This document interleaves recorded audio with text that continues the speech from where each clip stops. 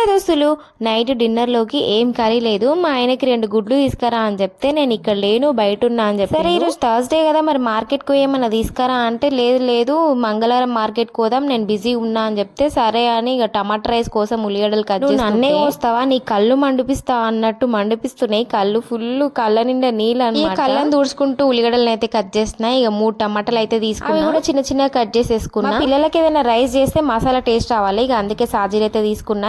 దీనికి మించి ఇంకేం లేవు, లవంగాలు ఇలా. ఇంకా టమాటా రైస్ చేద్దామని చెప్పి అన్ని సిద్ధంగా పెట్టుకున్నా. పొయ్యి మీద కడాయి పెట్టిన, నూనె కూడా పోసిన. పొయ్యి కింద మంట పెట్టడం మాత్రం తర్వాత చూసి పొయ్యి కింద మంట పెట్టి ఇంకా దాంట్లో మసాలా అయితే వేసిన. ఈ మధ్యన నేను అన్నిట్లా పచ్చిమిర్చి చేస్తున్నా, కొంచెం టేస్ట్ మారుతుంది పచ్చిమిర్చి చేస్తే, కొంచెం మంచిగా అనిపిస్తుంది. కట్ చేసిన ఉల్లిపాయ పొట్టును చూసినారా, ఇది నేను పడేయ చెట్లకి.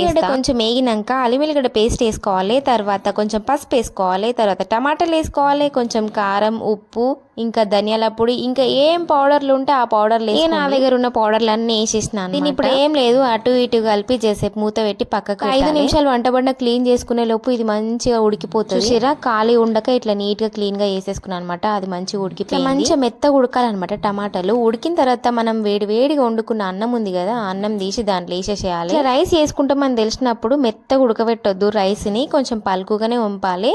తర్వాత మళ్ళీ ఇట్లా వేడి చేసినప్పుడు మెత్తగా అవుతుంది. ఇక నా బలమంతా ఉపయోగించి దాన్ని కలిపి టమాటా రైస్ అయితే రెడీ అయిపోయింది. ఇక కొత్తిమీర వేద్దాం అనుకున్నా, మళ్ళీ మా పిల్లలు ఇట్లాగో ఏరి పడేస్తారు అని చెప్పేసి ఇంకా దాని అయితే వాళ్ళిద్దరికి బుడ్డ గిన్నెల వేసి ఇచ్చేసిన. నేను కూడా వేసుకున్న వరకు నేను దాని టేస్ట్ కూడా చూడలేదు తెలుసా. కానీ టేస్ట్ చూడకుండా వండిన వంటలు నిజంగా టేస్ట్, ఇప్పుడైతే టేస్ట్ చేస్తున్నా. నిజంగా తిన్నాక కొంచెం ఉప్పు తక్కువ అనిపించింది, కానీ ఉల్లిపాయతో తింటే సెట్ అయిపోయింది. మా పిల్లలకి ఇట్లా సప్పగా ఉంటేనే నచ్చుతుంది అనమాట.